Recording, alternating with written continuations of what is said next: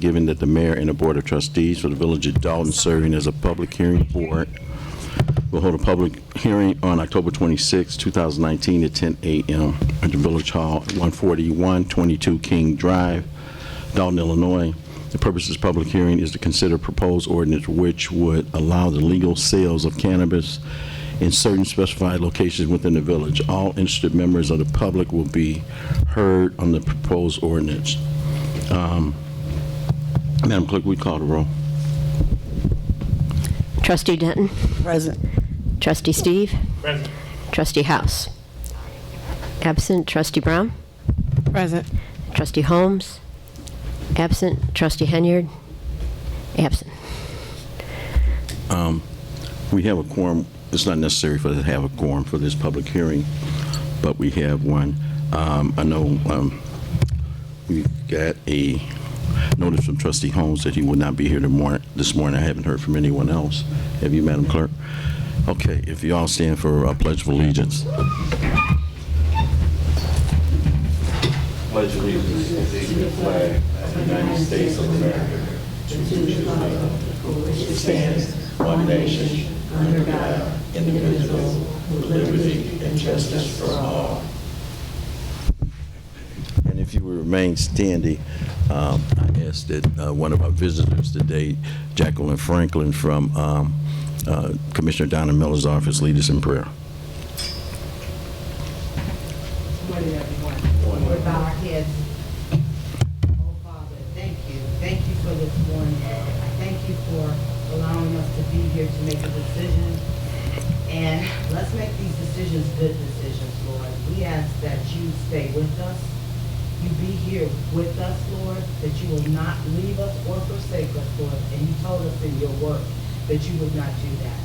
Lord, I ask that you decrease the people that are here and increase yourself, Lord, because this is about you. It has nothing to do with us, Lord. And I'm going to ask all of this in your name, Jesus Christ. Amen. Amen. One of these days. This is basically a public hearing and a public comment hearing in regards to the sale of cannabis. As you well know, it's been legalized, or will be legalized. The statute has passed, going into effect January 1st, and all of you will be heard if you choose to say something. Now, a village attorney is on his way. He's stuck in traffic, and also Commissioner Donna Miller is on his way. So we can start with public comment. If you approach the podium and make your comments in regards to this hearing.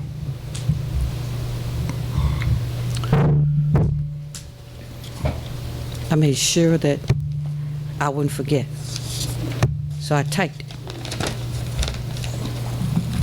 Bismillahirrahmanirrahim. With the name of God, most gracious, most merciful. My name is Ijlal Munir, and I have lived here in Dolton since 1987. Today is October 26, 2019. I raised all of my 6 children here in Dolton, which was said to be classified back then as a blue-collar village. I was very involved in Dolton's Concerned Citizens meetings during the time when Don Hart was the mayor. I watched my village deteriorate after every new mayor and their boards were elected, from having Baker Square filled with all types of pies that I bought for Thanksgiving dinner and cakes for birthdays. Our family regularly ate at the Red Lobster, and we shopped at Eagle's Food Store. All of these businesses were on Sibley Boulevard. My 3 sons were Dolton Bears, beginning with the Widgets until they aged out. One of them went to the NFL. My family made it a regular date to go to the movie theater that was right next door to where we are right now in our village hall, where 5 people were shot inside that very same facility. Were these new cannabis weed businesses filled with every type of weed imaginable in all types of creative sweet edibles? Invest in bringing back Baker Square, Red Lobster, food stores, or with these new weed businesses create facilities, build recreational and educational, cultural buildings for our children within Dolton, namely Thornridge High School, Lincoln Junior High School, Berger Vandenberg Elementary School, Franklin Elementary School, Diekman Elementary School, Roosevelt Elementary School, and Harriet Tubman Elementary School. 7 in all. According to Wikipedia, Dolton has only a total square area of 4.68 square miles, of which 4.56 square miles, or 97.44% is land. What will these new weed businesses bring to our 3,017 students who attend these 7 schools to enhance their well-being? Will they build new facilities for them? Will they bring wholesome businesses here in Dolton for them? What will these new weed businesses bring to the growing senior population here in Dolton? A community is generally known for how their children and seniors are cared for. Will these new weed businesses help pave our streets or fix our always bursting water pipes underground? Or will they be deteriorating further like they are now? Dolton, hoping that the next freezing winter will have mercy on those pipes. It appears to me from a previous special Dolton board meeting on the sale of weed in Dolton that this board has already decided. So,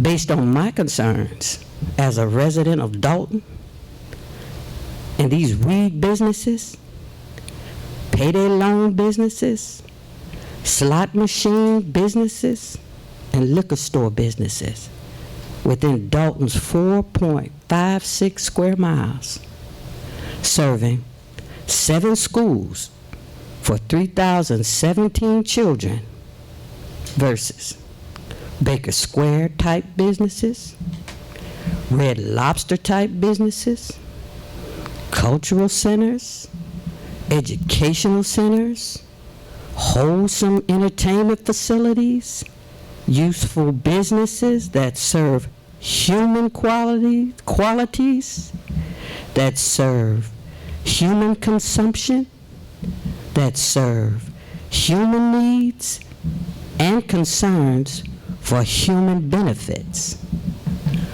What will these weed businesses bring to Dolton, Illinois, 60419, as they make millions, Mayor and the board?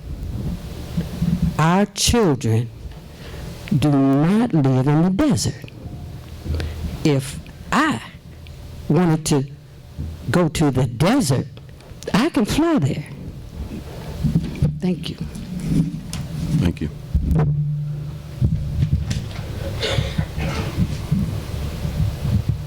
Anyone else?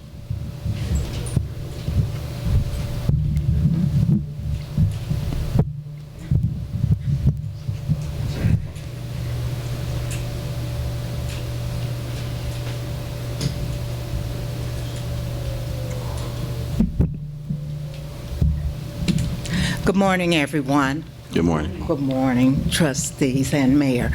I understand what the young lady says, and I agree with her.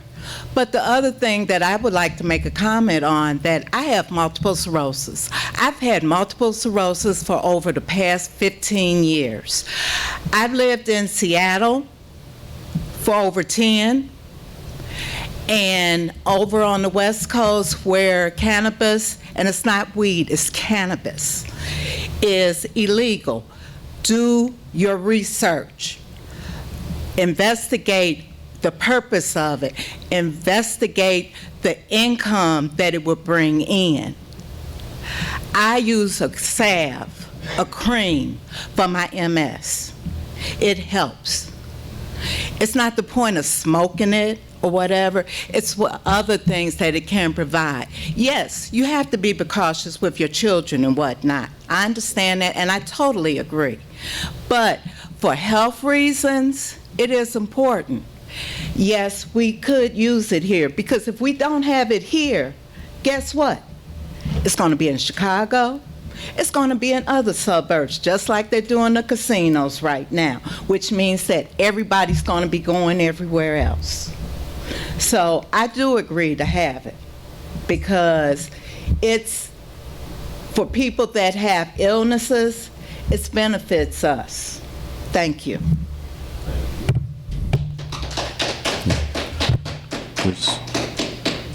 This particular legislation is not for medical marijuana. Medical marijuana has been approved for several years now, and it's been prescribed by doctors and healthcare professionals. This is actually legalizing cannabis, and placing or putting dispensaries in municipalities or actually municipalities. So the potential for increased tax revenue for the village and other municipalities is there. So is there any more comment? It's going to be a very short meeting if there's no more comment. Also, I would think that this room would have been packed, but it's packed when there's complaints, but when there's other legislation that this board takes in consideration from the residents, we don't have a big turnout. So at any rate, I hate to put a motion forward to adjourn right now, because our village attorney has not arrived yet, and he had some input for this meeting. Also, Commissioner Donna Miller hasn't arrived yet. So if you want to talk among yourselves or wait, I'd like to wait at least a good 10 minutes to try to get their input. Why don't we make a motion to recess briefly until they get here? Okay. All right.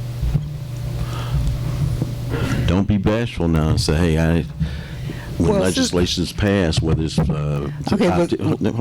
to opt in or opt out, here's a chance to provide your input. Go ahead, Diane. Okay, I would like to hear from our board. How do you guys feel about it, one way or the other? I would say this, watching the news every morning, but watching it just a couple of weeks ago, Schaumburg had their board decided to go with approve 6 dispensaries, and that's in Schaumburg. Also, Lombard has also approved to have dispensaries as well. So these are villages that have funding. They don't have problems that we have. So again, I'm looking at revenue. That's what I'm looking at. The revenue, what it'll generate and what it would do. A lot of things that we need fixed here, we don't have the money. We don't have the funding. But bringing in, and again, you're thinking about location. Of course, we don't want it by churches, schools, where the children are, but I approve of it being here. To generate revenue, we need new streets. People complain about alleys. We're complaining about the water department. We need to get updated on a lot of things that we utilize here for the village. We're behind time. As far as technology, we're about 20 years behind 8 ball. So these things here would at least bring the village up to date on a lot of things that we need taken care of. And that's just my take on it. My take is, I think a lot of people, when you hear of, you say weed, on your mind notes like somebody, you know, when you hear weed, you think somebody coming to you, hey, I got some weed. It's not that. You know, you're talking about really professional businesses. I got a chance to go to a little class about dispensaries and how they're going to look. These are not just like your mom and pop liquor stores. These are high-end stores that they want to invest a lot of money into. So I am looking at the fact that we do need the revenue. We definitely need the revenue, and at the same time, we have to monitor. We don't want it to be willy-nilly. We don't want it to be crazy. But the experience that I've had on dispensaries and the people who want to invest in dispensaries and dispensaries they're trying to set up in Chicago, I was blessed to be a part of a group that was trying to get minorities invested in dispensaries. But they had a whole mock-up or a write-up of the actual building, and it was very high-end. It reminded me of an Apple store. If anybody went to an Apple store and bought an iPhone, these are not just ragtag stores. It's going to be a lot of money. You got to have $100,000 to even get the license. So these people who are doing this, they have money, and I understand. I want, in the midst of, you're right, payday loan stores and liquor stores. Then you hear, oh, you're gonna do a weed store too. It's not that in the sense when you hear weed stores. And I'm very aware of the liquor stores and the payday loan stores, and I don't want a tremendous amount of that. At the same time, we have to look at the revenue it's going to generate, and if we don't get it here, the surrounding suburbs are going to get it, and all they're going to do is come here, and if they don't get it from us, they're going to get it from another community, and they'll get the benefit from it. And at the same time, it's not a medical marijuana store or medical dispensary, but at the same time, I have MS as well. So there's a lot of people who have that condition, like Sister said, who takes advantage of marijuana and that stuff for their conditions. But I'm looking at the revenue, but I definitely feel that we have to monitor it, we have to look at it, and we have to come with actual facts of what it's going to produce and what is going to be done with that money that it generates, that revenue that it generates for the town. Because we definitely need it. We definitely need, when you look at the streets, when you go out through some of the streets and you look at the reality that we don't have the money to actually fix the streets, that's where we have to look at the extra revenue that it will generate. My views piggyback on what you guys have said. I'm all in favor of it as long as it is monitored correctly and the funds that we generate are watched carefully and used properly. It's here. It's not going away. And why shouldn't we get the monies that everybody else is going to reap?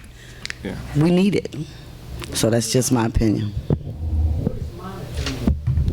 That it's ran properly, that the correct people are over it, making sure that it is ran properly, that it's not just Joe Willie on the corner selling dime bags. This is a professional business, and it has to be managed professionally.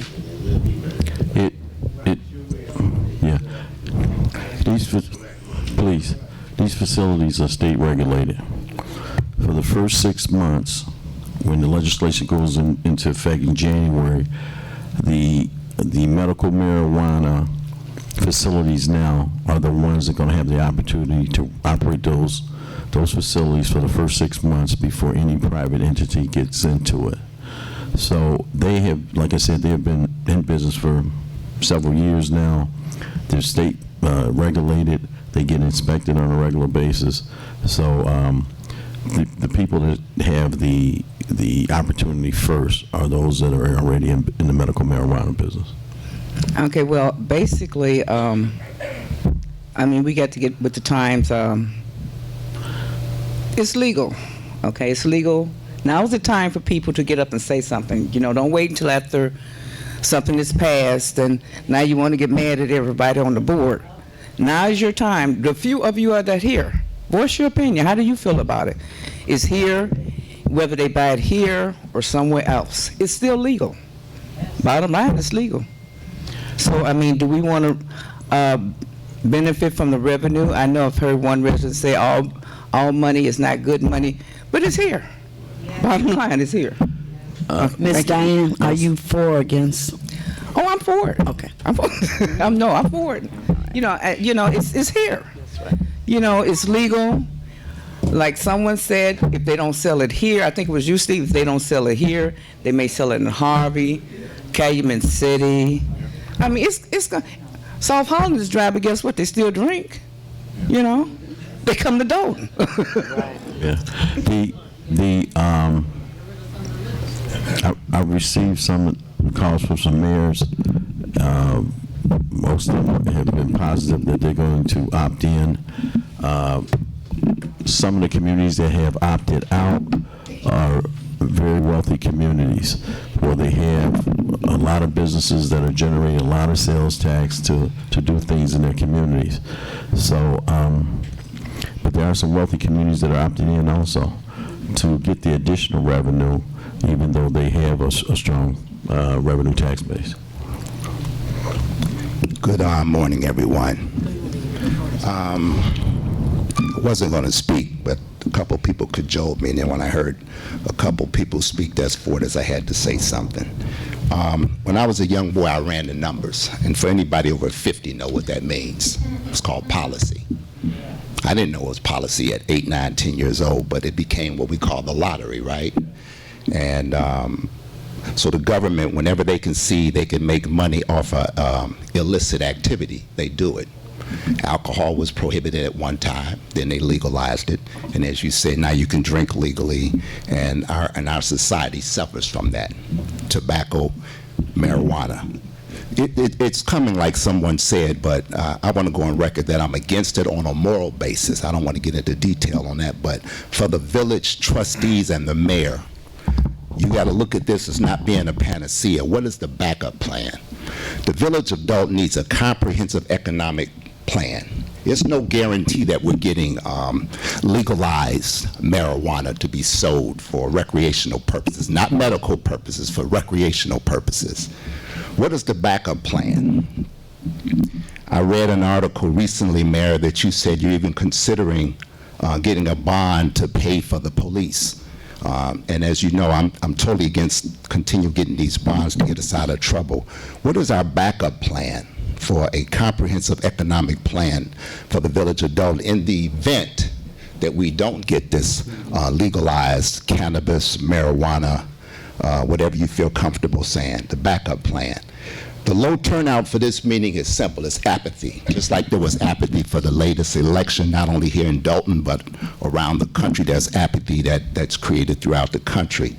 That's part one. Part two, the reason why this is not promoted, I mean, that we're not here, because it's not promoted. It's not promoted like your coffees with the mayor or any event, stepping at the fountain, when you get multiple text going out, something going out in the water bill to let the people know that this is important, that you should have a voice.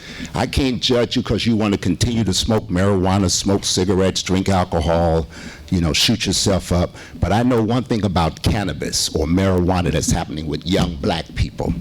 This marijuana that they have now is tainted. It's not the marijuana that we smoked back in the 70s or the 60s. And anybody that's got their ear to the ground knows this.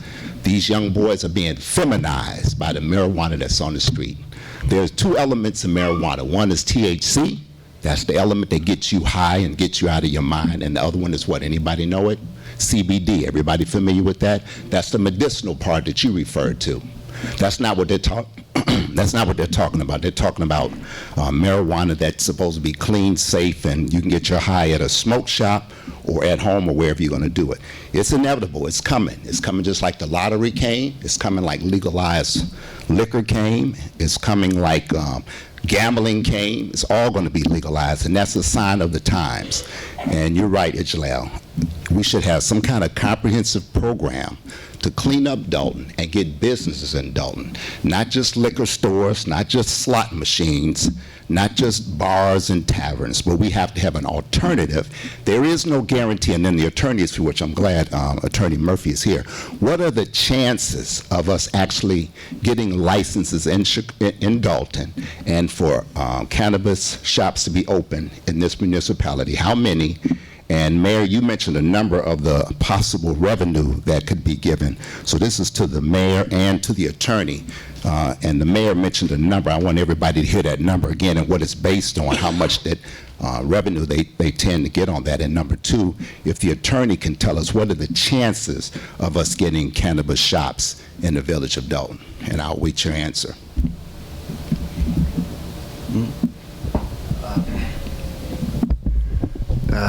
Dwayne, good to see you. Good to see you always. To answer your question, I haven't got the slightest idea, and nobody in this room has the slightest idea about what the market is going to do.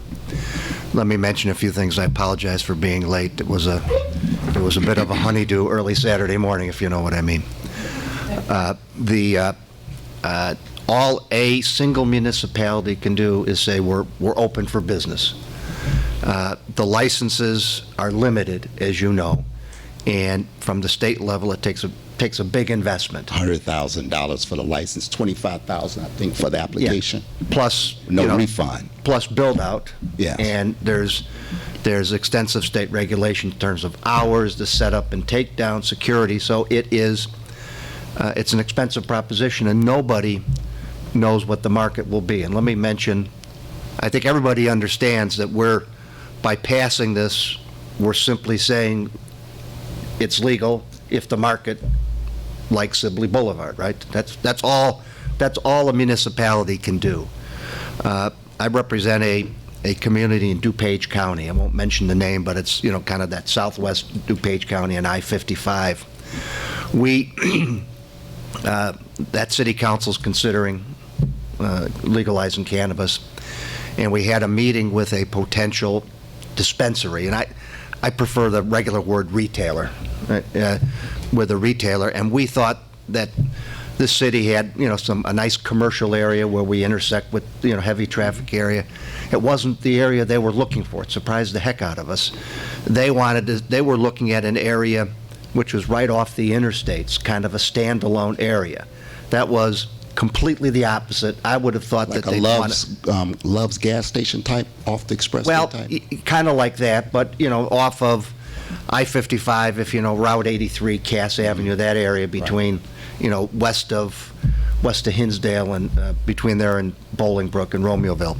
It really surprised us, because they were looking for a couple green grass sites to build on rather than nestling into a shopping area. And so we didn't know, but we did ask them what are their revenue projections. And they project, they're in it to make money, right? Right. They predicted $4 million in sales on the conservative side versus $10 million on the more aggressive side. So $4 million would be $120,000 with the extra 3% tax in addition to the one. So it's all brand new, and all that the village of Dolton can do is say we will permit the market if it wants to work here to work here. That's really the only civilian wisdom I have on the thing. And to your final point, I recognize a few of the people here from coffee with the mayor a few weeks ago, so bear with me if I say this, repeat the same story. As you know, every other June, I address the South Suburban mayors and managers, newly elected officials. And last June, when all of this was going on, we had the meeting with all these brand new trustees and village presidents and the like, and I was kind of explaining how challenging it is to be a local elected official because there's economic challenges, social challenges, things change. And I said, to show you how things change, if 10 years ago I told you that in 10 years I could legally smoke a joint while betting on college football games, you would have put me in a mental institution, right? But this is the world we live in. These are, in one sense, they're self-imposed taxes. And there's no turning back the clock. And just let me close by saying, last week there was Chicago just allowed it. And one of the aldermen said, if we don't allow it here, every tax dollar that could have been obtained from this is a tax dollar we're going to have to get from somewhere else. So I think, for the limited purpose of this hearing, it's just to let the people know that the board is favorable to allowing it. Who knows? I'm going to say in 2 or 3 years, the cannabis things will just be like Benny's Beverage Depot. They're going to be accepted, they're going to fall into the woodwork, and people will choose their vices. Some people will gamble, some people will drink, smoke, and we just have to see how society works it out. Okay, you answer my question. Now, if the mayor could please answer on what he projects. You said DuPage County, the conservative end was $4 million, and on the upper end, $10 million. Mayor, what is your projections based on your research and introducing this to the residents? I looked at and spoke with mayors where it's been legalized, especially Colorado, Denver, 1 year. And of course, they have a bigger population than we do. They took in $234 million in sales tax revenue just from the sale of marijuana. It's like anything else, the alcohol, drugs, and now weed has been legalized. It's not the product itself, it's the abuse of the product. You can get addicted to anything. Shopping.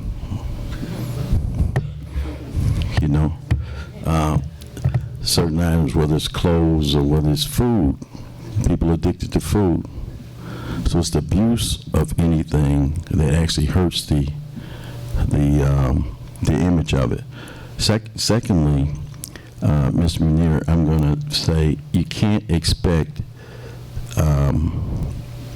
these businesses, whether it's a dispensary or whether it's a Food for Less or a truck stop, to bring other businesses in. It's those private investors that make the decision if it's a good opportunity when they locate in different villages. Now, you mentioned the fact that Red Lobster was here and the Pie Place.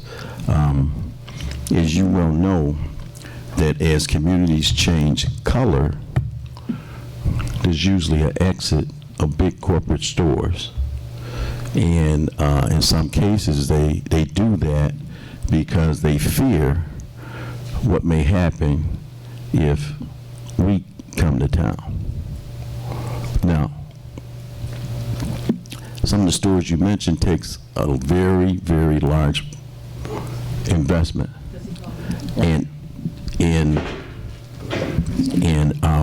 Now, we ask all the businesses to help contribute to certain things that we do here in the village of Dolton. And some say yes, and some say no. They're not obligated to give back. Some do it more than others. Some do it on a regular basis. Some said, I helped last year, I'm not going to help this year. And the amount that they contribute back to the village is different amounts. But certainly, and I have, since I've been in office, the businesses here, especially new businesses that come in, I ask them to hire from within. And a lot of them have done that. And it's directly reflected in the U.S. Department of Labor statistics in regards to where we were when I came in office and where we're at now. And so every business has an individual level of contribution that they give back to the community, if they give any.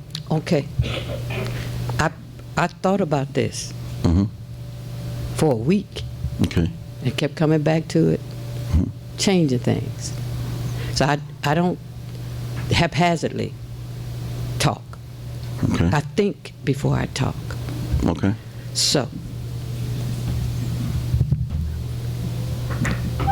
I basically was thinking about the board's decision when you decide what in your intricate negotiations with these businesses are you able to inject in your paperwork that will not impose a rule that is can be thrown out to, I don't even want to use the word obligate, but to steer them, I'll put it like that, but a stronger steer to get them to know that you just can't take, as our history has shown us, since you brought color and ethnicity into it, our history has shown us how we have been taken advantage of since slavery and still today. Well, And, wait, go ahead. you called me out while I was sitting in that chair. I'm just responding to Okay, that's what good. you said. Yeah. So, what, Mr. Lawyer, I'm sorry to talk to you like this. I forgot your name. Call me John. Okay, John. I'm Ijlal. Okay, so how can you, this board, stop the excessive bleeding from Dolton when this type of business is projected to bring millions into their own corporations and leave Dolton like it is right now, or worse? What other than the tax revenue that you will hopefully spread out to repair these judgment decisions that have been made to cause Dolton to be in the circumstance and the situation that we're in right now? That's what I'm talking about.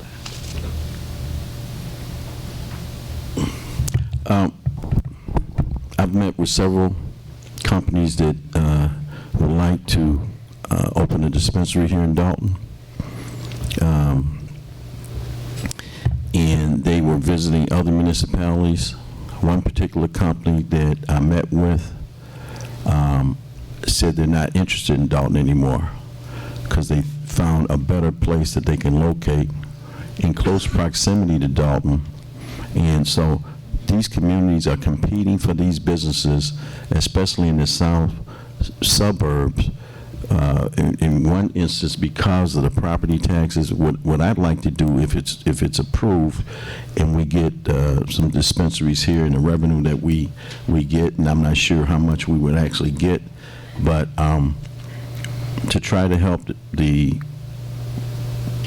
property owners with a rebate in property tax. Now, we have a number of issues that are critical. Just as you mentioned, the roads, that's a big priority for us. The infrastructure with this sewage, with the flooding in some areas. And we've obtained money for that in some areas, and we've made changes, and it's no more flooding. But there's a number of things that really should be a priority to get done when that revenue comes in. So even if we were able to get enough revenue set aside for different priorities, and even set aside some for a tax rebate for the property owners, I think it's a good thing. You know, Thornton Township is one of the highest property tax areas in the country. The whole South Line has, I think, has not been assessed properly. So And there's some legislation that's being put in place now to get voted on to try to give some relief to the Southland area. And Commissioner, you may be able to speak on some of that, but I'm glad to have you here too. But this is going to be new for all of those municipalities that have dispensaries. Now, I'm going to say this, and I'm not sure if this is a direct result of it, but in Posen is a medical marijuana facility. At Sibley Boulevard and Dixie Highway on the northwest corner. Everybody thought that was Harvey. It's not. It's Posen. They're putting up a big facility, Thornton gas station facility. And for what I understand, I mean, you can get all type of services there. There's going to be a restaurant there. I think they're even talking about doing a hotel and things like that. And there's no way I can say positively, but I'm quite sure that tax base, that revenue that came in from that medical marijuana facility, who's been there for a number of years, is helping to create that type of business coming into town. Go ahead, Commissioner. Good morning. My name is Lester Long, Commissioner of the Dolton Park District. I also been out here since 1983. I raised my family out here, and they all doing well and successful. I was a blue-collar worker at Ford Motor Company when I moved here. You know, the neighborhood changes. Everything changes. I was on the west side. The west side changed. You know, Hyde Park changed. Everything changes. But marijuana is here, and it's here to stay. I'm going to tell you that. It's here to stay. I be all over the state of Illinois because I'm a trustee on the Illinois Association of Park Districts. I travel this state. And all the park districts is getting ready for it, for the new laws and everything. So it's here. And if revenue coming in, we sure can use the revenue because we just laid off half our staff, you know, because of tax. Our base, all our money come in is taxes, you know. Programs, we do programs, but half of them can't pay. I go to my union and subsidize some of the funds and fees for these kids.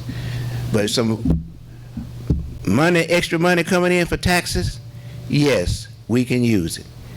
And for smoking marijuana, come over there in the morning, 10 o'clock when these 21, 22-year-olds come in to play gym, play ball. You'll get high when they walk through the door. But they go in there, they play their ball and let out their energy, get in their car and go home. So I'm for it. Thank you, Commissioner. I just want to continue from last because I never got a, Mayor, you said, you used the example of Denver, 234 million, which is not a very good example. Then later on you said you really don't know what it would bring in. And again, I don't want anybody to misunderstand. Like the Commissioner said, it's coming, it's here. But what is our backup plan? And Attorney, you said we don't really know if we're going to get it or not. What is the backup plan for the economic development of the village of Dolton in case we don't get these dollars from this panacea of marijuana that's going to be the heaven that's going to deliver us? What do we have in place in case that it doesn't happen? And as the attorney stated, we just don't know if we're going to get it or not. And the last thing, Mayor, you keep continuing to talk about the labor statistics. It's comprehensive. The economy of the United States has improved over the last 10 years. It's not just Dolton. It's the entire economy. You know, we got about almost a 3% unemployment rate, but we don't come to a town to improve our employment rate. The employment rate is based upon a national and a statewide basis, and then of course it trickles down to the municipalities. But There is no answer that I've heard yet. What would we receive? I think the closest one, Attorney Murphy, you said $4 to $10 million, DuPage County, which is a totally different county than Cook County, especially this portion of Cook County, which is called the Southland. My thing is, I want to go on record that we should work on a comprehensive plan for the village of Dolton to get us out of this mire that we're in. That's what should be Plan B. If Plan A, which is the panacea of marijuana, doesn't work, what do we have to make us get better? I want to say something, Mayor. Go ahead. I would suggest, residents, that you look at the last Finance Committee meetings. This last budget we passed, we didn't have to take out no extra bonds. Only bond we took was the home with disposable bond, which has been taken out for the last consecutive for 4 years. So progressively, the village finances are in a better condition than it has been in a long time. So we are moving in the right direction. We passed the budget with a small surplus. So even if we get no revenue from this marijuana or this cannabis, the village finances are in a better condition than they have been in the previous years. And when you come to the next Finance Committee meeting is next week. And if you haven't come, you can always watch them on either Channel 4 or YouTube. But the village finances are in a much better condition, and we're moving forward. If we don't get no revenue from this, the village finances are moving forward in a better condition, in a better way. And that's just actual facts. Okay, I just want to say something about the economy and the businesses and stuff like that. We getting ready to build a baseball stadium, a Little League baseball stadium in this old baseball field over here. It's going to be state-of-the-art, 3-field, lights, everything. So with this baseball going around, hosting tournaments and stuff like that, you have people coming in your town, plenty of people, when you host tournaments. And they buy gas, they buy all kind of different stuff like that. So if you want to get on board with this, it ain't costing the taxpayer not 1 cent. It's not costing the taxpayer not 1 cent. The railroad is coming across. They're going to take part of our fields, and they're going to move us further north. And they got to make us back whole again. So this is going to be state-of-the-art on this side of town. And people will be coming into town because baseball hosts big tournaments, and a lot of people coming in town. And why are they moving the tracks from the $19 million grant that we have? And that baseball, we're working with the park district, to utilize some of that vacant property in that corridor over there that they're going to actually improve. Commissioner, I would like to know, would there be black contractors doing this business? Because when those guys came out of there from smoking weed, that center you all had built over there was built by white contractors. Mayor, I want to say one more thing also. Of course, I live here, we all live here. I don't want to see no more liquor stores and none of that. I got a chance to sit down with South Holland's economic development person. You know, because we're so close, we always get the comparison to South Holland. Well, can we be like South Holland? Can we be like South Holland? Or I got a chance to meet with the mayor of, I think, Park Forest, where Donna Miller's office is. Is that Park Forest or Oak Forest? Oak Forest. Oak Forest. I got a chance to sit down and talk with him. And they always stressed, I asked him, what do you do different? What do you do to get businesses here? He said the first thing businesses come and look at is a board meeting. That's the first thing they come and look at.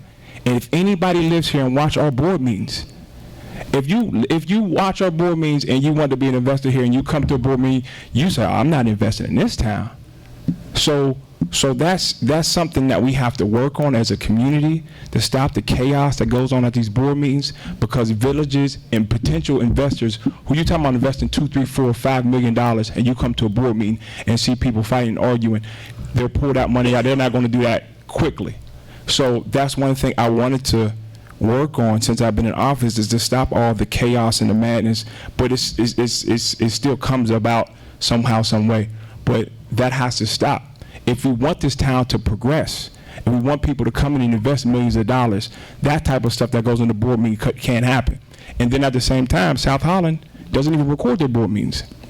they don't even put the board meetings on YouTube. That's not even an option over there. There's a lot of towns, but we do that for the sake of transparency, so people who can't make it, you can watch it on YouTube, you can watch it on your phone and make it convenient, because everybody can't make it out to a board meeting.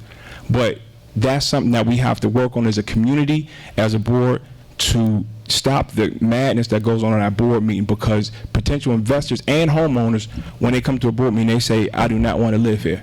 So that's something that we have to look at to get more investors, to get to stop we don't have no more new liquor stores, but to stop, we need some bigger investors to come in here and invest in this town. But they have to see a cohesive government working together. And our board meetings are much, much improved. Yes, yes, yes. Excuse me. Mayor, okay, I'm assuming, okay, it's Plan A, Plan B. To me, Plan B is the marijuana dispensary. Plan A is we continue to do what we're doing now. Okay. Because you can't spend what you don't have. We don't even know if we're going to get a dispensary. The meeting is about if they do give us a license, or we are offered a license, is this something that the residents want or agree with? You know, this is the time, people, to come up and say, you know, however you feel, whether you're against it, for it, or yay, nay. I just want to correct you. We don't get the license. Oh, we don't get the license? No, the private investor has the license. They choose to cooperate or get involved with the municipalities. So how does this work? So then they would just come to you, or can you entice them? Or, I mean, how's this process going to work? Well, so far they've been reaching out to us. Okay. In regards to wanting to locate here. They look for prime locations. We had this map developed in areas that could work for them, and areas that cannot work for them. Someone mentioned schools and churches and things like that. So, and then of course, from John's perspective, in DuPage County, they wanted to be in an area that they thought would work for them, but they want to be in a different area. So, I've met with the different investors, different companies that want to do the cultivation and the growing, and also the retail. And then also, there's a part of this legislation where the consumer consumption locations are actually part of this legislation. So just like you go to a bar to drink, you can go to a place to smoke. The amount is also in this legislation. I think it's 30 grams per personal use. Those facilities where they go in consumption cannot sell it, but they can sell food and soft drinks and stuff like that, not alcohol. Well, maybe it would help us a lot if you explain the map that you have here. Yeah. Because I didn't know it was here. Yeah. I just saw something sitting on the table. I really didn't know. So maybe it would help in some perspective if you explain to the residents exactly where they may be located, how far from a school it would be located. Well, Well, that hasn't been decided yet. We're in process of putting an ordinance together. We have to do it by the end of the year. What's the October 30th deadline, John, for? That doesn't affect us. We just, because the new law goes in, we will get that combined with the tax. Okay, so there are some communities already that have everything in place. Those dispensaries that they are going to do business with have already choose locations, have already bought locations. I think in Northbrook, and there were some protests, they bought a abandoned gas station that they're going to convert to a dispensary. So when I talked to them about cultivation, they wanted large buildings that can be temperature controlled, where they can grow throughout the whole year, during the summer outside and also in the winter outside. Now, part of it would be the planting, part of it would be the harvesting or cultivation, and part of it would be packaging for retail and then distributing to those dispensaries, not just in the local town, but other areas, probably within 350 mile radius. One of the companies talked about how they've helped municipalities do the growing, cultivation, packaging, and the distributing, train local residents, and then the village actually owns it and operates it. So the village would actually get money from the growing of it and money from the retail part of it, and also incorporate jobs. Now, and making money from the distribution. Now, which would mean that local residents will have jobs. All right, thank you.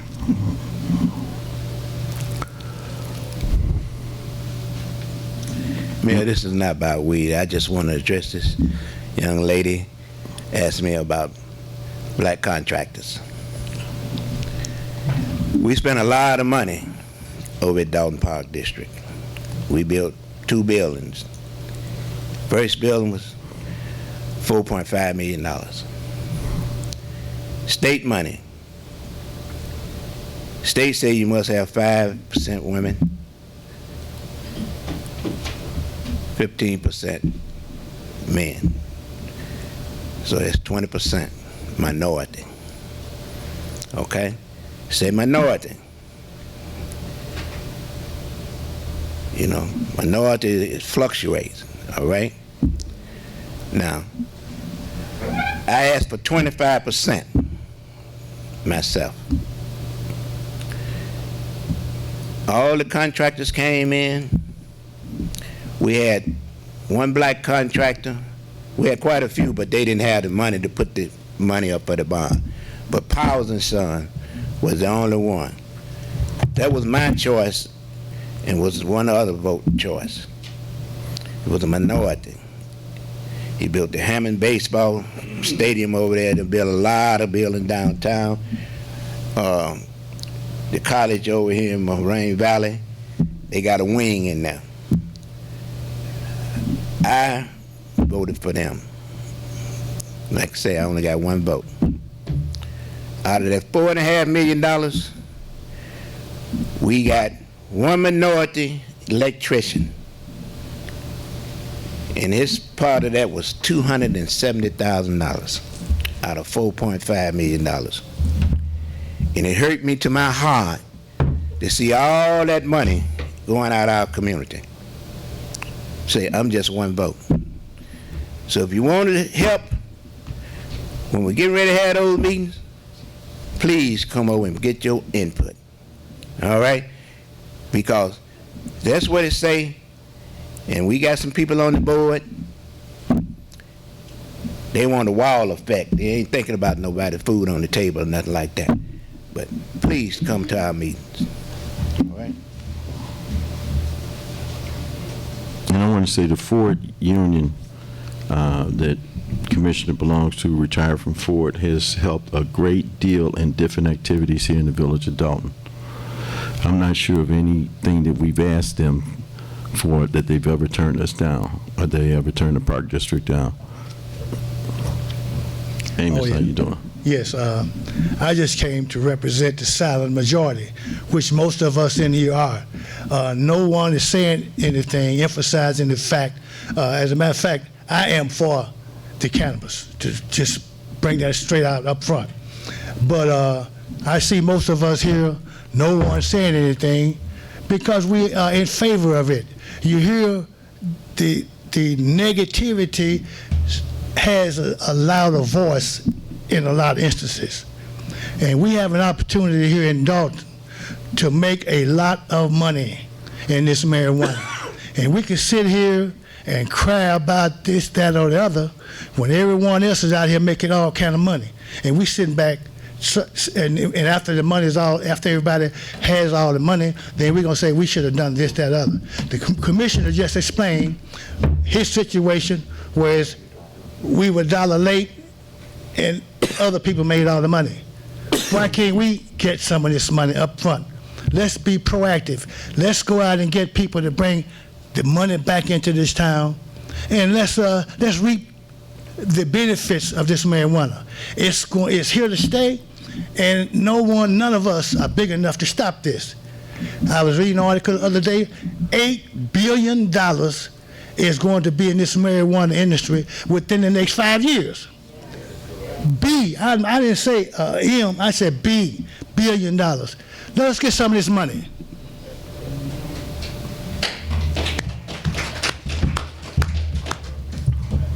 Good morning, everybody. Good morning. I am one of those that has kind of stepped away because I didn't like all of the bickering and the arguments, and nothing was getting done, and people calling people out. I don't have time for that. We, as residents, don't get the services that we need because there is no money. I'm not happy about what's happening, but it's happening. There's nothing that I or anybody else can do to stop it. It's here. However, this is my thing. If Dolton can profit from it and it alleviates some of the problems that we have, I'm for it. But here is my thing. My problem is Dolton, is the village, is the police department. Are you prepared for what have you looked at what it's going to bring, the traffic? I don't want it anywhere near where I live because I almost walked away from my home because I don't like what's going on. I can't sell it. I can't pay the taxes because it's ridiculous. I don't get services. When you pick up the telephone and call, they're like, oh, you live in South Holland. Oh, no, we don't do that because that belongs to the railroad. This is Dolton. I don't care where the railroad, if it belongs to the railroad. Oh, no, that's a county problem. This is Dolton. In order for us to get along, we have to come together as one. We have to take pride in our property. We have to take pride in our village. I'm stepping back in to view. I'm stepping back in. And some of my neighbors, I've decided to step back in, so you're going to see more of me. I'm going to challenge you. I'm not going to be vicious about it because that's not the way to go. However, I want you all to think very clearly because you were not prepared for what happened on my side of town last month. I think it was last month or so when we had the shootout at the OK Corral. And I'm talking about the robbery that was on Sibley Boulevard. That, to me, is a problem. My area is deemed as, oh, it's really good. We don't have any problems, so there's no need to do. We're behind or in front of the railroad tracks because we're east of the railroad tracks. Nobody wants to do anything. So I'm hoping that with this coming in, that you all take into consideration the security, the children. That day that shooting was going on, nobody knew what was going on. That was at the end of my block. Nobody knew what was going on. I didn't even hear gunshots. What I heard was the helicopter. And that is very alarming. Then to the fact that there's other issues that are happening on Sibley that I avoided. And I shouldn't have to say that to you, but I want to drive the point home. We've got to bond together, and we can't be negative. We can't shoot down. But all I'm saying is, if this helps bring in money, because I don't want to come to you, and this is going on, well, we don't have the money. My street is terrible. It's caving in. When you go to the end of the block and you make that curve, the street is terrible. You can't just patch it. It needs to be paved. You're right. You can't patch it. They patched my driveway. There was a crack that went completely from my driveway all the way across the street to my neighbor's driveway. And they patched it, but that's not going to last. If this opportunity brings in money, great. Let's do it. But I don't want somebody to say that we didn't have the money, we were doing this and we were doing that. You have to take care of your residents because your residents are walking. They're walking because they don't really feel that it's worth trying to keep it up. Property taxes are going up, and we are in this area. Our property taxes are valuated so high. Our taxes are so high for what we have. I have 2 vacant houses on my block, and one of them has been vacant for years. Am I not correct? Yes, for years. But nobody does anything. And the railroad track, and that's where they hide. People are taking and dumping into that creek or that canal. I don't care who it belongs to, it's in Dolton. So Dolton is supposed to make us feel like we're wanted. And don't say, well, it's not our property, it's not our job. You make us do things that don't belong to us. And I say that if we have to clean up these areas that belong to the railroad's not going to do it. So we have to do it, the village, all of us. But don't tell me or send me for a runaround. And Mayor, I will sit down with you later and tell you in my research what I've come up with. Because you need to go back and take it to the rest of the board and work on these problems. Because nobody knows nothing. They don't want to do anything. So that's what I have to say. But I do wish that you all take the security issue, this stuff into consideration. I don't want it over by me. I don't know if that green area, which is to the east, if that's where it's proposed to be or where it's going to be, but I don't want to see it like poker places popping up. I don't want it on King Drive in Sibley, because we got enough problems going on, and this is going to bring in a big problem. So I'm just saying, be prepared for this, and you should have this on hand. I understand what he's saying, Mr. Muhammad is saying, as far as do you have a plan? But that's the only thing I'm concerned with, is the security of the residents of Dolton, the children. You know, kids can't walk down the street. I can't go down Sibley. And I tell my children and my family to stay off of Sibley. Everybody on my side, they avoid Sibley. Why? You know why.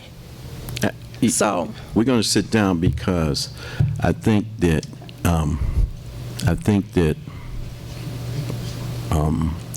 Sibley has got a bad rap. I'm going to be very honest with you.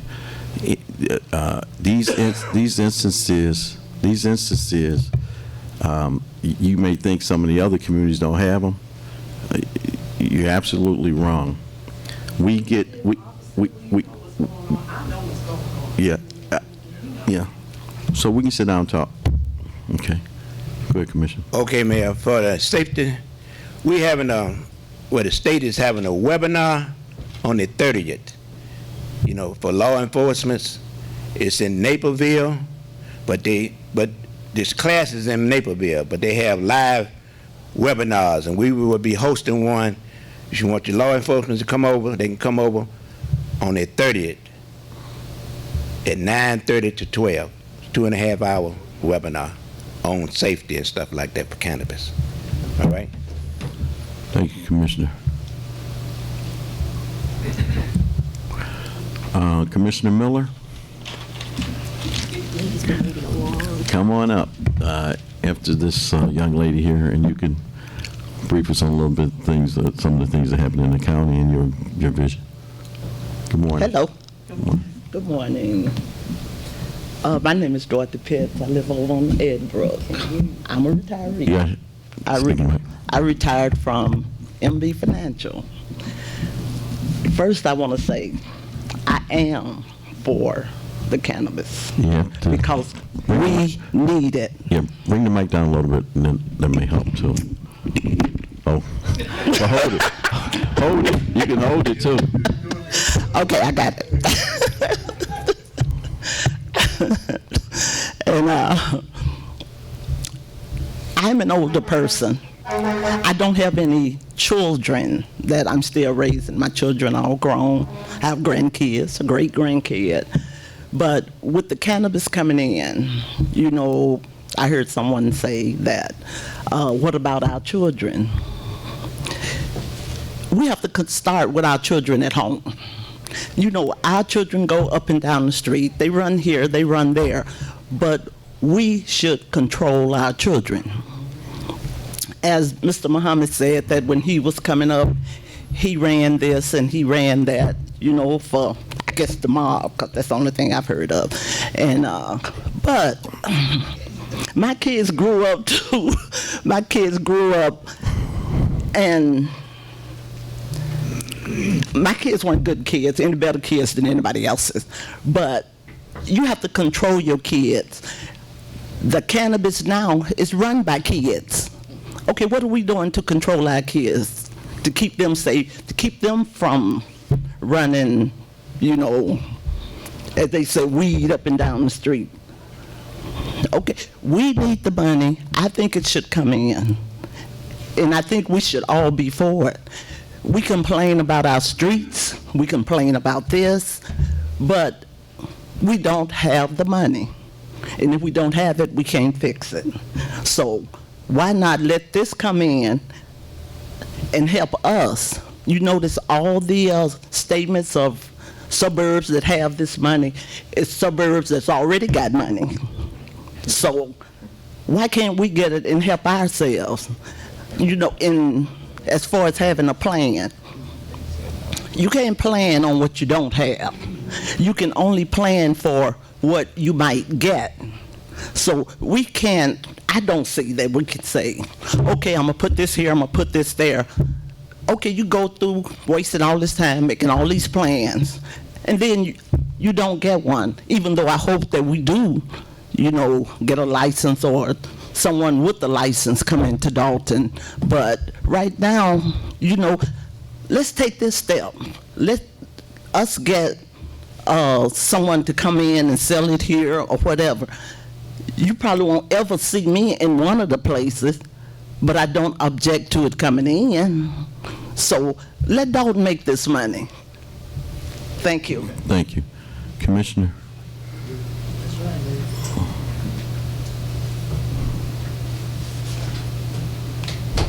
Good morning. Thank you.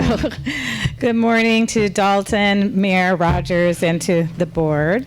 I just wanted to let you know that I'm going to be speaking on two different hats. So one as the Cook County Commissioner of the 6th District, but then one as a person whose husband owns a business in Dolton on Sibley. So we have concerns as citizens, and we also have concerns as representatives of government. So first, I just wanted to say that, as we all know, the state of Illinois has approved the sale of legalized recreational cannabis. So, as many people have already stated, it's coming. So towns have the right to vote to sell it in their communities or not. So I will say the Village of Tinley Park did just recently vote to not sell it in Tinley Park. Okay? So opportunity is where people allow it to be. So if Dolton decides to apply and be in bidding for this, then it does bring revenue. There's going to be revenue that comes with that. Also, from the county level, if we go back to when they first started talking about this, the county was not even posed to get any of the funding for recreational cannabis until they went back and said, hey, wait a minute, we're not getting any of the funding for this. And then they had to go back and fix that. So all of this is new. I just kind of use that as an example to say it's all an evolving process. So it's all new. And if anyone wants to go back and look historically at Prohibition and how that all happened, it's sort of the same process as what we're up against now. So now, as a person, I'm talking, not as the commissioner, as a person who, my husband's office is in Dolton, and you know, many of you might know he's a dentist here, and he was the state rep for this area. And the day of the shooting, he wasn't even aware of what was happening right down the street. And so, of course, like someone else mentioned, you don't want your family driving up and down on Sibley. It could be dangerous. You know, I felt that kind of angst myself when I had to call my husband and say, hey, don't go outside right now because someone's shooting and he had no idea. The TV's not on. If you're working, you don't know what's going on. So there is a amount of violence here. And I want to just commend Mayor Rogers, who did not sit idly by and just let violence happen and do nothing about it. Immediately when it happened, I know he did go and petition to get extra funding from the Cook County Sheriff's Department to have them patrol certain areas.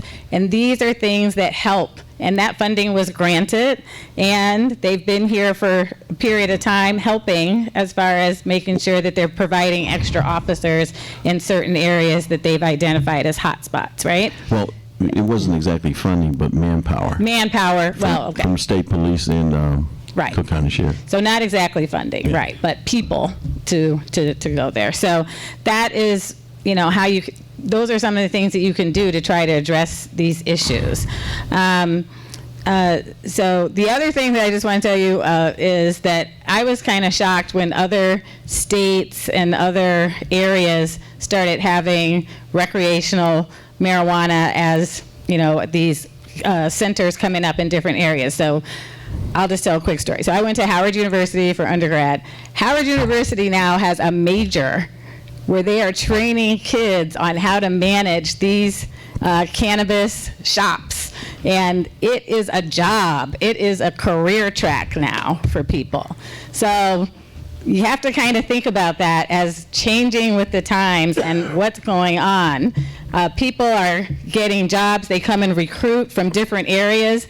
At my alma mater at Howard, they come from all across the country to recruit kids to go into these jobs as managers, because you are a manager, site developers, all the jobs that go on with any other legalized business. And they are looking at kids who are in college to fulfill these jobs because this is what's going to be the wave of the future. So I just said that as a person, okay, not as the commissioner. So,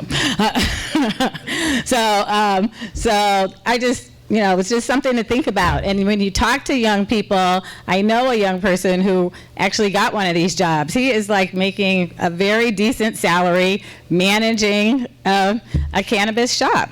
And this is in Washington, D.C., where it's been legal for a little bit longer than it has in other areas. So these are legitimized jobs. The other thing that I wanted to just say, now back to my commissioner hat. So the other thing that I just wanted to say, I commend you all for being here this morning to show your concern and care for the community. So we are about to go into budget hearings for the county. And I would love for half of you to even show up at the Markham Courthouse on November 4th and come and hear the county's budget, because we can't talk about property taxes and reforming property taxes. We can't talk about the sheriff's office and lack of police on the streets in different areas if people don't come and tell their stories of why we need extra money or money diverted into certain areas. Every time that I have gotten information lately, I've been asking people, what community are you from? Recently, we just had, on the county level, information about cutting the funding for access to health care. It's a funding group, and they're talking about cutting that. I have literally over 1,000 emails, and I probably have 100 from my district. So people from other areas are concerned about things that affect our area, but we don't make our voices heard. I'm not saying you, but I'm saying as a group. So when you look at 1,000 emails, and I'm specifically going to count those emails just to see how many there are. 1,000 emails. I'm asking people to provide me their address.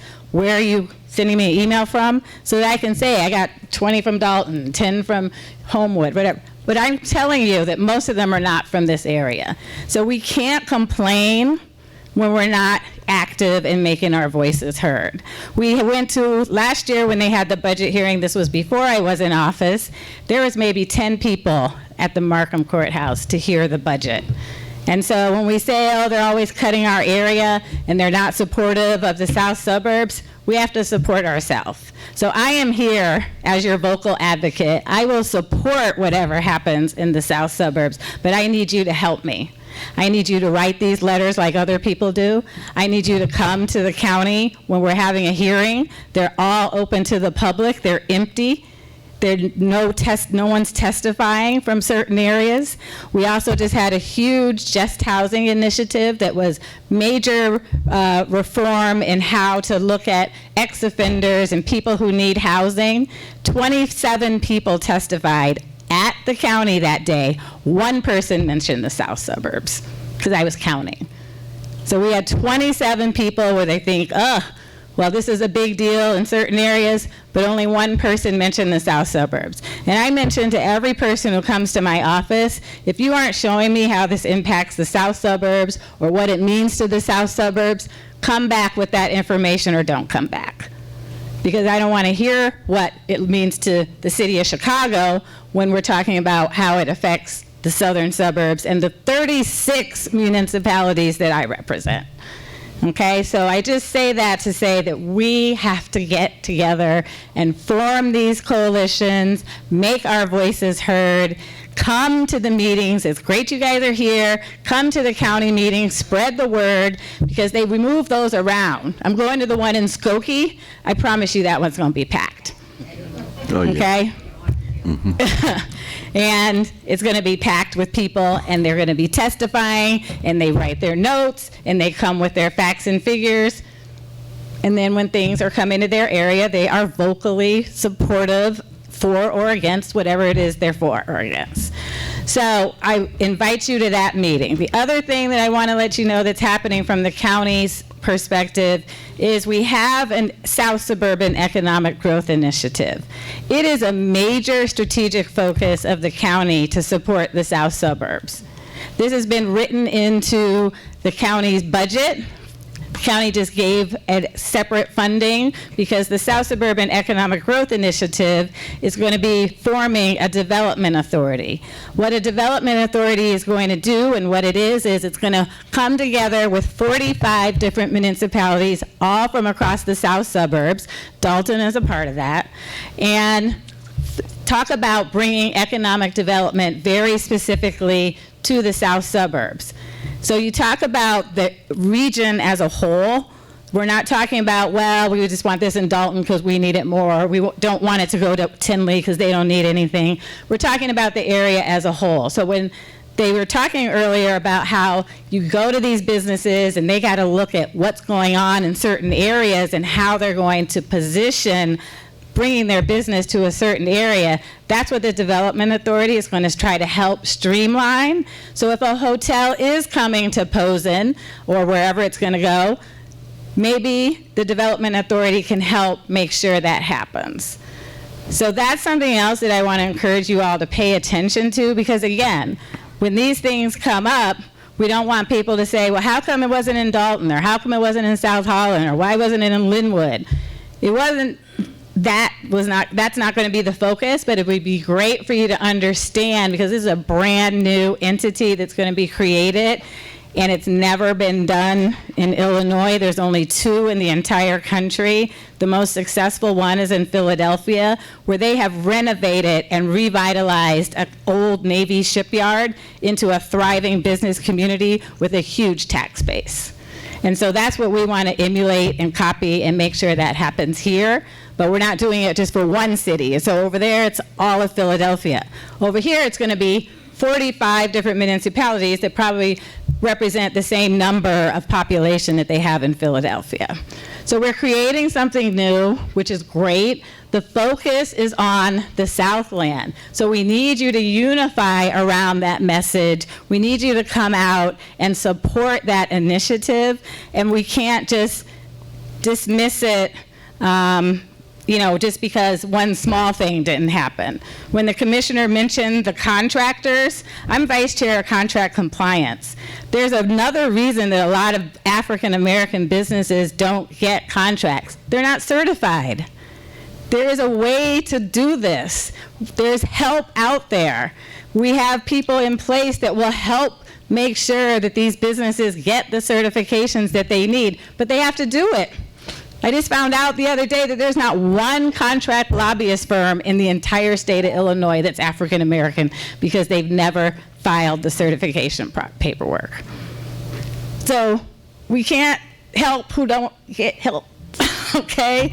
So we have to, the resources are there. We've brought our resources out twice out to the south suburbs, and a couple of businesses did come, and they've, started to go through the process. But I also went to talk to a group of 200 independent businesses. Not one person in that room was minority vendor certified.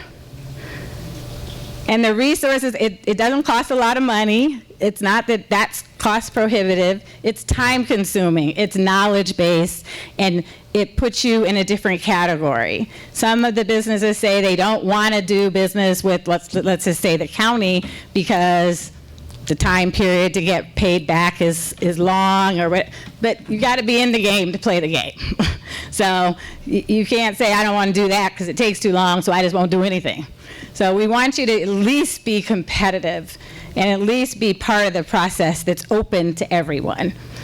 Other communities are taking advantage of this. And I'll just close on the fact about the census. So the census is coming up. And the county has also put money towards, $2 million towards helping organizations who want to go out and do census counting in hard-to-count areas. Dalton is a hard-to-count area as identified by the census, not we said it or the mayor said it or county said it. It's identified by the federal government census numbers as a hard-to-count area. And guess what? We have no applications from the south suburbs for businesses or people who want to form committees that can go and out into the community and get paid. The state also just had $25 million allocated towards the census, and it's separated into different areas. The areas in the south suburbs that got that, I don't recognize one of them, but I'll be getting to know who they are, because one of them, called Mayor's Caucus something, got $1 million. So I don't know, do you know who they are? So my point is, when these people come and they say, oh yeah, well, we represent the south suburbs, we don't know who they are, and then they're getting $1 million. So we have to be part of that whole process. 6 companies got over, I think, $10 million from the state of Illinois. Maybe not 10 million, but millions. I can't remember the numbers, but millions of dollars. It's all online. If all of you haven't checked out my Facebook page, if you're on social media, or if you're on my website, all of that I've posted on there. So that information is out there. The people who got this money for the census. So you can form a complete census count commission. You don't have to be a business. You could just be a group of people who say, hey, I know the area. I want to go out there and count my area. And you can form that. There's a way to do that. Again, the resources are there to help you. You can call my office and we can help you set that up and figure out how to do that. There's a way to apply for money. The county now has $2 million already that was allocated for 2019. Another $2 million is going to be for 2020. We have a rolling process on the applications on how the money is going to be given out, and it's given out in $25,000 increments. So I would love for the hard-to-count areas to be counted by people who live in the hard-to-count areas, not people who come and say, we're only focused on the city of Chicago, because that's what happens a lot. And since I've been there at the county, every conversation I have about everything is, how does that affect the south suburbs? And if you don't have an answer, you get one, or you don't have my support on any of that, or whatever you're talking about. I just tell them, well, you're not talking about the south suburbs, so basically I don't care. Okay, so come back when I can care, and then we can start talking from there. So I'll just leave it at that. How many communities do you represent? 36. 36. Yes. Yes. I don't know. Can we take questions? Sure. Okay. Thank you very much. Wait 1 second. Oh, okay. I can hear you. Commissioner Miller. Yes. Your husband is on my Facebook page, so I've seen your children grow up. Oh, thank you. Yes, you've seen them grow up. I've yes. seen them grow up. Your husband's business, you said, is on Sibley. He's a dentist. And do you have any idea how close he wants one of these cannabis weed businesses? Can you put the mic up a little closer? How he wants it How close to close? this. Yeah, how close would he prefer it to be? I don't know if he would prefer or not prefer, so I would ask him that, but I just think in general, you just have to look at business opportunities as the opportunity that it is. So. Two quick questions for you. One, you mentioned the bidding process for cannabis. Could you explain how that will work? The bidding process for You cannabis? mentioned bidding, yes. So I was talking in general on how they go, but that's a state function. Okay. Second one, which is more down your line probably, you mentioned the budget coming up November 4th. Can you explain, I've had a lot of conversations with Attorney Murphy, the tax rate for the Southland with about 23-24% compared to Lake Forest, Winnetka, Skokie.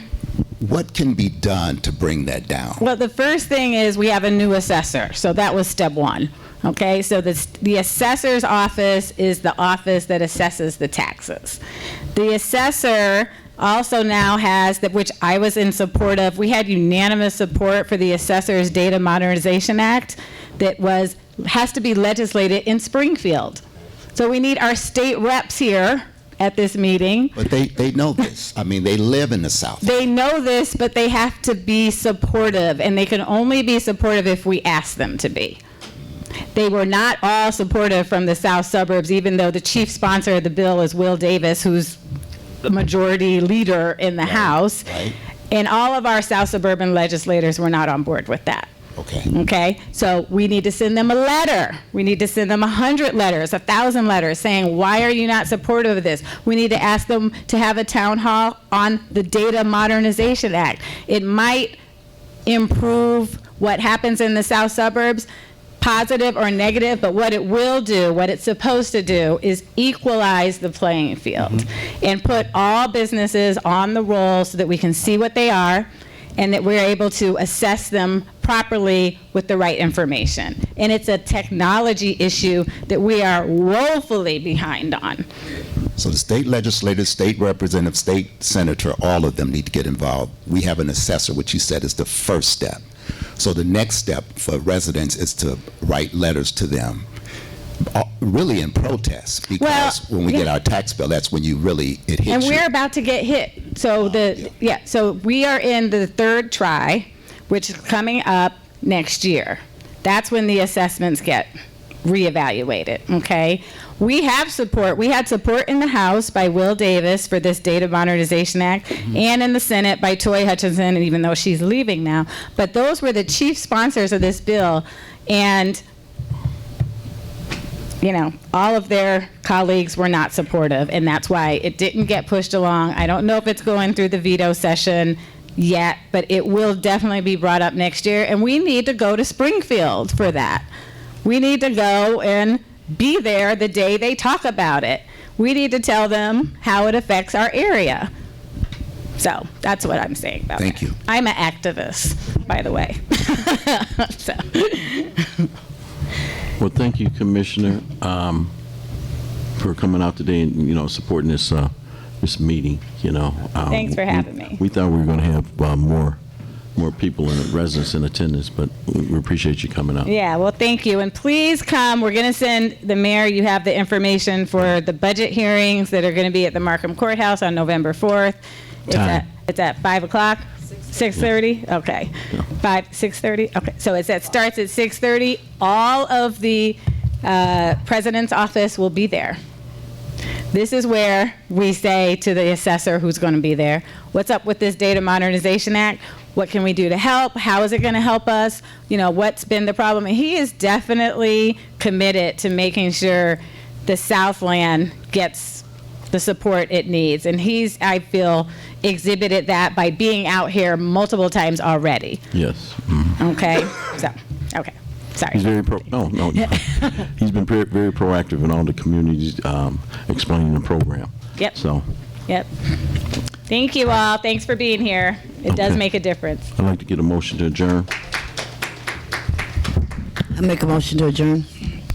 Second. Okay. It's been first and second. Roll call. Trustee Denton. Aye. Trustee Steve. Trustee Brown. Aye. I'm sorry, I missed somebody. No, I didn't. You did. They missed us. Okay. 22. Motion carries. Thank you all for coming. Hey, Liz, can you see if